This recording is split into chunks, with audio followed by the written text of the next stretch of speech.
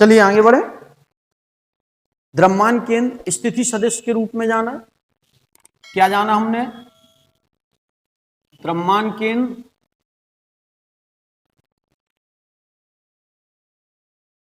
स्थिति सदिश के रूप में। मीन्स इसमें हमने क्या किया था, एक निकाय लिया, दो कणों से मिलकर बना था। एक कण द्रव्यमान m1, दूसरे कण का द्रव्यमान m2। एक का स्थिति सदिश था r1 वेक्टर, दूसरे का स्थिति सदिश था r2 वेक्टर। तो द्रव्यमान केंद्र का जो स्थिति सदिश आएगा RCM वेक्टर, वो क्या निकला था? RCM वेक्टर बराबर m1 r1 vector plus m2 r2 vector upon m1 plus m2। अगर हमसे कहता वह कार्तीय घटक के रूप में लिखिए, किस घटक के रूप में लिखिए? कार्तीय घटक के रूप में। कार्तीय घटक के रूप में। पहले नंबर फर्स्ट, एक विमीय कार्तीय घटक।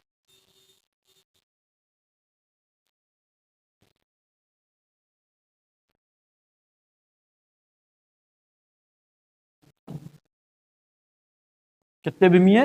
एक विमीय कार्तीय घटक है सबसे पहले। मीन्स एक विमापा है, कहने का तात्पर्य है एक्स अक्ष है हमारी, यहाँ पर कण है जिसका द्रव्यमान m1 है, इसी अक्ष पर दूसरा कण जिसका द्रव्यमान m2 है। इसकी दूरी x1 हो गई, दूसरे की दूरी क्या हो गई? x2 हो गई। तो हमसे कहा गया द्रव्यमान केंद्र की दूरी xcm हमें क्या करना है? ज्ञात करना है। तो xcm क्या आता? xcm बराबर m1 x1 plus m2 x2 upon m1 plus m2। ध्यान रखेंगे द्विविमीय घटक के रूप में। द्विविमीय घटक मीन्स कहने का तात्पर्य हमारे पास एक निकाय जिसके दो कण, एक का द्रव्यमान m1 दूसरे का द्रव्यमान m2, एक के निर्देशांक x1, y1 दूसरे के निर्देशांक x2, y2 है। तो द्रव्यमान केंद्र cm के निर्देशांक xcm, ycm होगा। उनके मान कैसे निकालोगे? xcm बराबर m1 x1 plus m2 x2 upon m1 plus m2। ycm कैसे निकालोगे? m1 y1 plus m2 y2 upon m1 plus, सत्यापन उसी तरीके से होंगे सब, फिलहाल सत्यापन नहीं करने हैं, आप इनको जानें। अगर हमसे कहा जाए त्रिविमीय घटक के रूप में, तीन विमीय स्थिति, तीसरी त्रिविमीय स्थिति, तीन विमीय घटक मीन्स एक निकाय, एक कण m1, इसके निर्देशांक x1, y1, z1, दूसरा कण जिसका m2 जिसके निर्देशांक x2, y2, z2। तो द्रव्यमान केंद्र cm के निर्देशांक क्या होंगे? xcm m1 x1 plus m2 x2 upon m1 plus m2। ycm कैसे निकालेंगे? m1 y1 plus m2 y2 upon m1 plus m2। zcm कैसे निकालोगे? m1 z1 plus m2 z2 upon m1 plus m2। यह सभी निकाय कितने कणों से मिलकर बने? दो कणों से मिलकर बने थे, उनके लिए हमने यह द्रव्यमान केंद्र निकाले। यदि हमारे निकाय कई कणों से मिलकर बने होते, अनेक कणों से मिलकर बने होते, तो द्रव्यमान केंद्र कैसे निकलता? आइए उसे भी जानें। अनेक कणों से मिलकर बने, n कणों से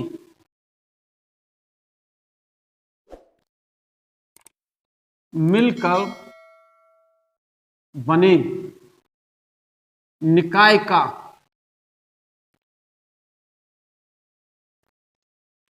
निकाय के द्रव्यमान केंद्र का स्थिति सदिश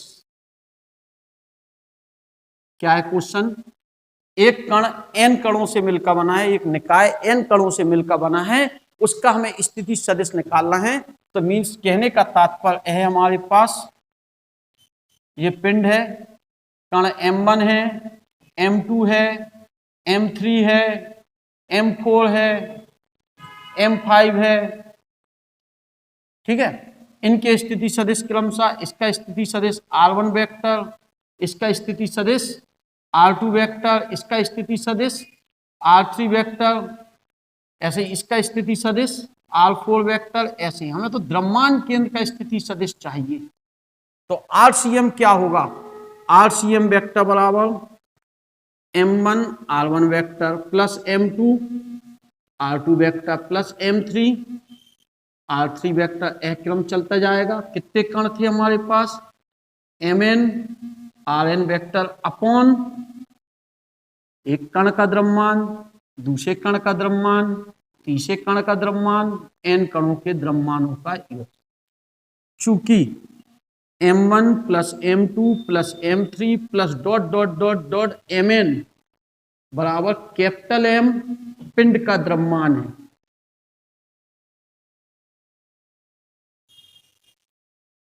तो इसको हम क्या लिख सकते? RCM वेक्टर बराबर 1 upon capital M, m1 r1 vector plus m2 r2 vector plus m3 r3 vector plus dot dot dot mn rn vector. और चाहे तो हम शॉर्ट में भी लिख सकते RCM वेक्टर बराबर 1 upon capital M sigma mi vector ri vector, i का मान 1 से लेके n तक है। अगर मैं कार्तीय घटक के रूप में लिखना होता, किस घटक में? कार्तीय घटक के रूप में, तो XCM कैसे निकलता? m1 x1 plus m2 x2 plus dot m3 x3 plus dot dot dot mn xn upon m1 plus m2 plus m3 plus dot dot dot mn। Clear? Short में लिखते तो ये क्या लिखता? XCM बराबर 1 अपॉन कैपिटल M हो जाता sigma mi और xi, i का मान 1 से लेके n तक हो जाता। इसी प्रकार हमें लिखना होता YCM, YCM क्या निकलता? m1 y1 plus m2 y2 plus m3 y3 plus dot dot dot mn yn upon m1 plus m2 plus m3 plus dot dot dot mn।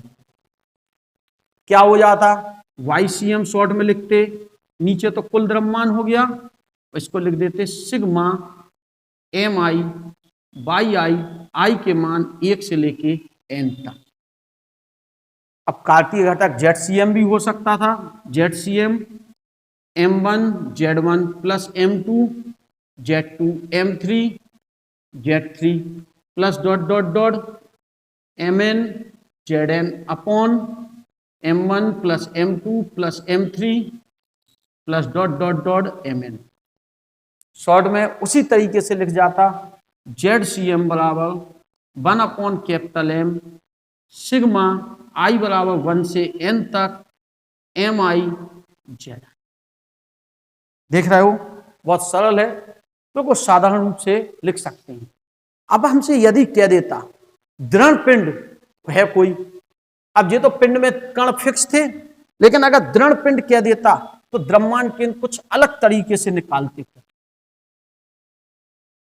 उत्तर लिखा रहने दें, हम केवल दृढ़ पिंड के लिए बात कर रहे हैं। किसके लिए बात कर रहे हैं हम? दृढ़ पिंड के लिए। दृढ़ पिंड, दृढ़ पिंड से मतलब जिसके कण अनंत कणों से मिलकर बना हो, बहुत सारे कणों की गिनती, यहां तो कणों की गिनती हो गई। द्रव्यमान पिंड के स्थिति सदिश, द्रव्यमान पिंड, दृढ़ पिंड का स्थिति सदिश, किसका स्थिति सदिश? द्रव्यमान पिंड के द्रव्यमान केंद्र का।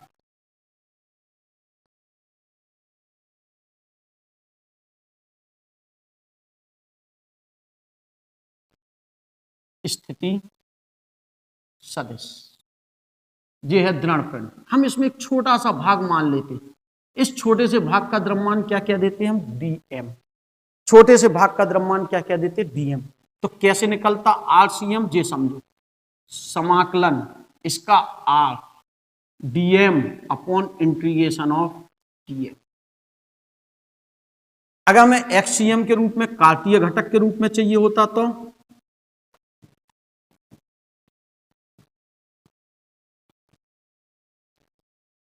किस घटक के रूप में चाहिए, कार्तीय, मींस XCM। XCM क्या निकलता, समाकलन x dm अपॉन समाकलन dm। इसे चाहे तो और शॉर्ट में लिख सकते 1 upon m integration r dm, क्यों पूरे पिंड का द्रव्यमान तो हमें मालूम है। ऐसे ही YCM निकाल लेते हम, integration y dm upon integration of dm। ZDM कैसे, CM कैसे निकालते, ZDM अपॉन इंटीग्रेशन ऑफ। इस प्रकार से जो द्रव्यमान का वितरण है उसके अकॉर्डिंग ही हम क्या करेंगे, द्रव्यमान केंद्र को निकालेंगे। अगले भाग में हम जानेंगे द्रव्यमान पिंड की गति, यानी द्रव्यमान पिंड जब गति करेगा तो उसका वेग कितना होगा, त्वरण कितना होगा, संवेग कितना होगा, बल कितना होगा, इसके बारे में अगले भाग में जानेंगे। और तब तक के लिए थैंक यू, नमस्ते।